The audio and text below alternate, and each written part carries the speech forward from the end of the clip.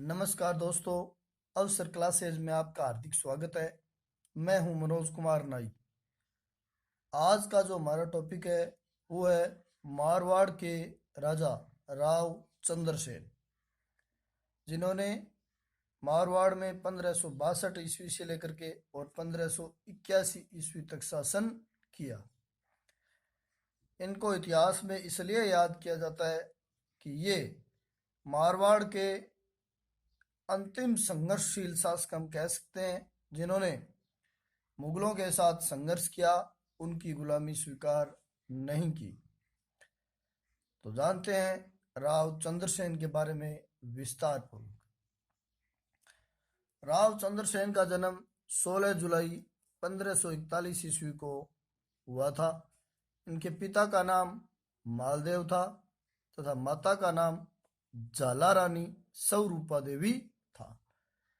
स्वरूपा देवी का राव मालदेव पर बहुत ज्यादा प्रभाव था और प्रभाव होने के कारण उन्होंने क्या किया, अपने पुत्र यानी चंद्रसेन को राजा बनाने के लिए राव मालदेव को मना लिया। राव चंद्रसेन जो थे, उसके जो भाई थे वो थे राम व उदय सिंह रायमल। राम जो राव मालदेव को योग्य नहीं लगा, उदय सिंह जो योग्य होने के बावजूद भी स्वरूपा देवी के कहने पर राव मालदेव ने उसे टाल दिया, सत्ता से वंचित कर दिया, क्योंकि रानी के अत्यधिक प्रेम के वश में होने के कारण राव मालदेव ने ऐसा किया। रायमल जो था वो चंद्रसेन से छोटा था। तमाम परिस्थितियों के बावजूद तो राज्याभिषेक है वो राव चंद्रसेन राव मालदेव की मृत्यु के बाद 31 दिसंबर 1562 ईस्वी को जोधपुर की गद्दी पर बैठा। जब जोधपुर की गद्दी पर राव मालदेव की मृत्यु के बाद राव चंद्रसेन बैठा, तो उस समय मारवाड़ की हालत अच्छी नहीं थी, क्योंकि तत्काल समय में उसके समकालीन, चंद्रसेन के समकालीन दिल्ली के मुगल बादशाह थे अकबर। अकबर जो एक साम्राज्यवादी व महत्वाकांक्षी शासक साबित होता है इतिहास में, वो राजपुताना के समस्त राजाओं को अपने अधीन करना चाहता था तथा इसके साथ साथ जो राव चंद्रसेन के बड़े भाई थे राम व उदय सिंह, वो भी चंद्रसेन से नाराज थे, क्योंकि उसकी सत्ता चंद्रसेन के कारण छीन ली गई। उदय सिंह सत्ता नहीं मिलने के कारण नाराज होकर के अकबर की शरण में चला गया। जब अकबर की शरण में उदय सिंह चला गया, तो अकबर ने आपसी कलह का फायदा उठाते हुए अकबर ने हुसैन कुली खां नाम के एक सेनापति को भेजा और उसने जोधपुर पर अधिकार कर लिया। इस समय राव चंद्रसेन है वो भद्राजून चले गए। अब यहाँ पर एक छोटा सा क्वेश्चन उत्पन्न होता है, जिसमें इतिहासकारों में मतभेद पैदा हो गया कि अकबर ने मारवाड़ पर आक्रमण क्यों किया। उनमें एक इतिहासकार है पंडित विश्वेश्वरनाथ रेऊ। उनके अनुसार अकबर ने अपने पिता हुमायूं का सहयोग न करने का आरोप लगाते हुए जोधपुर पर आक्रमण किया। यदि हम इतिहास के पन्नों को पलट करके देखें तो हम देखते हैं कि जब हुमायूं पूरी तरह से हार गया और हारने के बाद उन्होंने 15 वर्ष निर्वासन काल व्यतीत किया, जिस समय शेरशाह सूर्य वंश का शासन दिल्ली पर रहा था। उस समय हुमायूं सहायता मांगने के लिए मालदेव के पास आया था। इतिहासकार, जो मारवाड़ी इतिहासकार, राजपुताना के इतिहासकार इस बात को मानते हैं कि मालदेव सहायता देने के लिए तैयार था, लेकिन अविश्वास के कारण उन दोनों में बात नहीं बनी और हुमायूं आया जरूर था लेकिन वापस चला गया।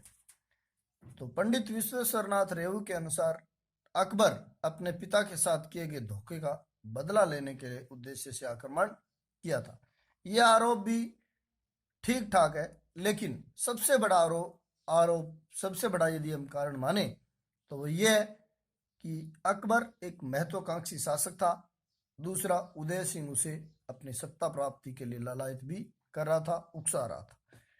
इन कारणों को ध्यान में रखते हुए अकबर ने क्या किया कि 1570 ईस्वी में नागौर दरबार लगाया।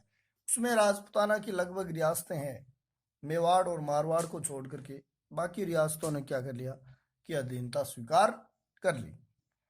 उनमें बीकानेर एक विशाल काय बहुत बड़ी रियासत थी, उन्होंने अधीनता स्वीकार कर ली।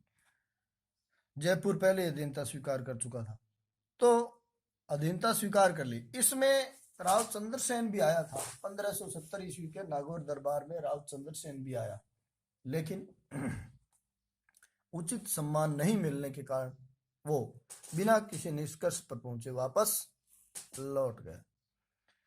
जब नागौर दरबार में बात नहीं बनी तो अकबर ने चंद्रसेन पर आक्रमण किया, जो उस समय भद्रा जोन में थे। चंद्रसेन वहां से सिवाना की तरफ पलायन कर गए।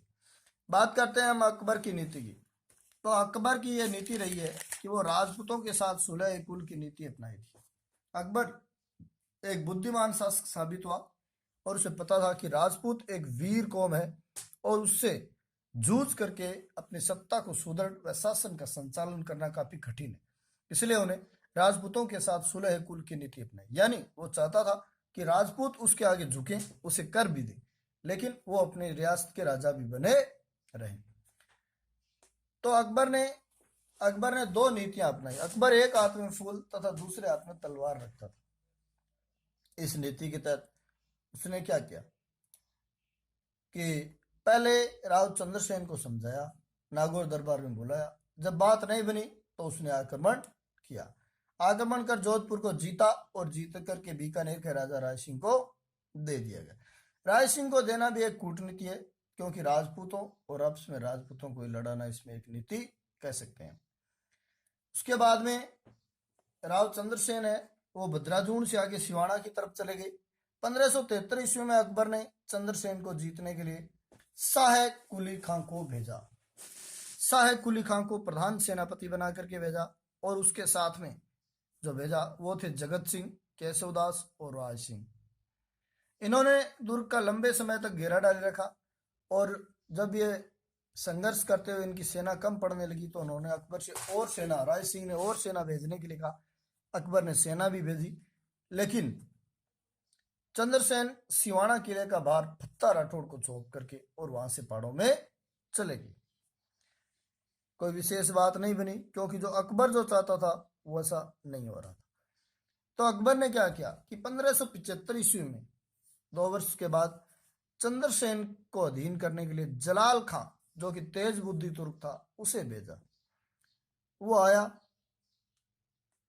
और उसने दुर्ग का लंबे समय तक घेरा डाले रखा। अब लंबे समय तक घेरे के दौरान क्या हुआ कि जब थोड़ी सी देर घेरे में कमजोरी देखी तो अचानक चंद्रसेन ने आक्रमण किया। आक्रमण के दौरान जलाल खां मारा गया। एक विशाल काय साम्राज्य, मुगल साम्राज्य, दिल्ली की सत्ता पर बैठे शासक के सेनापति को मार देना। अकबर हरकत में आया और उसने तुरंत 1575 में शाहबाज खां को भेजा और उसने सिवाना किले पर जबरदस्त आक्रमण किया और सिवाना का किला है वो शाहबाज खां ने जीत लिया। इसी के साथ 1575 ईस्वी में जोधपुर के साथ साथ जो मारवाड़ के संकटकालीन राजधानी कही जाने वाला सिवाना का किला, जो सिवाना बाड़मेर में वर्तमान में, वो भी मुगलों के अधीन हो गया और चंद्रसेन के हाथ से निकल गया। चंद्रसेन की परिस्थिति और विकट हो गई और वहां से चंद्रसेन पोखरण चले गए। पोखरण में जाकर के चंद्रसेन ने देखा कि तभी जैसलमेर के शासक बाटी शासक ने पोखरण पर हमला कर दिया, लेकिन उन दोनों ने आपस में संधि कर ली और राव चंद्रसेन ने आर्थिक तंगी से निकलने के लिए पोखरण को भाटियों को बेच दिया।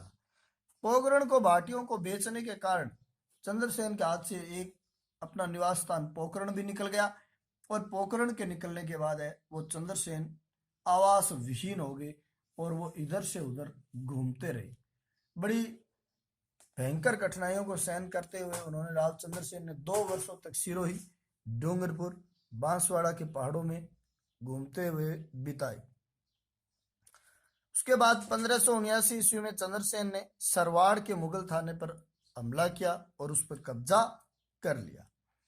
चंद्रसेन ने अजमेर को जीतने की भी कोशिश की, परंतु अकबर के द्वारा भेजे गए सेनापति पाइंदा खां मोहम्मद खां ने 1580 में चंद्रसेन को हरा दिया, क्योंकि चंद्रसेन के पास इतनी संगठित सेना नहीं थी। 1580 ईस्वी में चंद्रसेन ने सोजत पाली को जीता तथा वहां स्थित सारण के पर्वतों को अपना निवास स्थान बनाया। सारण के पर्वतों में ही राव चंद्रसेन की एक रात क्या हुआ कि जोधपुर राज्य की ख्यात नाम का एक ग्रंथ है, उसके अनुसार राव चंद्रसेन के सामंत था वेरसल। वेरसल ने विश्वासघात स्वरूप भोजन में जहर मिला दिया और उसके कारण राव चंद्रसेन की 11 जनवरी 1581 ईस्वी को मृत्यु हो गई। अपने जीवन भर अपने देश, धर्म व अपने अभिमान व शील अस्तित्व की रक्षा करता हुआ राव चंद्रसेन, जो मारवाड़ के इतिहास में एक स्वतंत्रता का पुजारी कह सकते हैं हम, उनका जीवन लीला है वो समाप्त हो गई। और इसी के साथ क्या हुआ कि गुलामी का दौर शुरू हो गया। राव चंद्रसेन की मृत्यु के बाद अकबर ने उसके भाई उदय सिंह को जोधपुर का शासक बना दिया और उदय सिंह ने क्या कर लिए, मुगलों के साथ वैवाहिक संबंध स्थापित कर लिए। तो इससे राव चंद्रसेन, जो मारवाड़ के इतिहास में बहुत ज्यादा प्रसिद्ध रहा है, उनके कई उपनाम भी है। राव चंद्रसेन को महाराणा प्रताप का अग्रगामी भी कहा जाता है। क्यों कहा जाता है महाराणा प्रताप का अग्रगामी? इस कारण कहा जाता है क्योंकि उन्होंने महाराणा प्रताप से पहले ही मुगलों के साथ संघर्ष प्रारंभ कर दिया था। महाराणा प्रताप के लिए उन्होंने मार्ग प्रशस्त का कार्य भी किया। मारवाड़ का प्रताप, मारवाड़ का प्रताप इस कारण कहा जाता है कि जिस प्रकार से मेवाड़ के अंदर सत्ता का प्रतिरोध है वो राव चंद्रसेन के बाद महाराणा प्रताप ने किया। इस कारण चंद्रसेन मारवाड़ का प्रताप कहलाया, क्योंकि उसी तरह से उन्होंने भी पहाड़ों में अपना जीवन बिताया और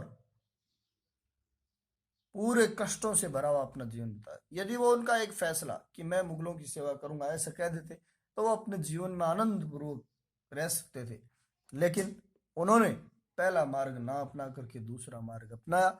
उसके लिए राव चंद्रसेन को इतिहास में याद किया जाता है। मारवाड़ का भूला बिसरा नायक, राव चंद्रसेन ने अपना अधिकतर समय वो पहाड़ों में बिताया, इस कारण से उसे मारवाड़ का भूला बिसरा, यानी लोगों के दिलों में राव चंद्रसेन राज नहीं कर पाए, क्योंकि वो ज्यादातर अपना समय वो पहाड़ों में उन्हें बिताना पड़ा और जनता से संपर्क में कमी होने के कारण मारवाड़ के इतिहास में राव चंद्रसेन को भुला दिया गया। लेकिन आज हम राव चंद्रसेन के बारे में पढ़ रहे हैं, क्योंकि जो संघर्ष जो करता है, जो वीरता का प्रदर्शन करता है, उसे मरने के बाद भी याद किया जाता है। मैं मारवाड़ के वीर शिरोमणि राव चंद्रसेन को नमन करता हूं, जिन्होंने इतिहास में स्वतंत्रता का दीपक जलाया, जो हमें आज भी प्रेरित करता है। आज के इस वीडियो में इतना ही। इसे शेयर करें, सब्सक्राइब करें। धन्यवाद।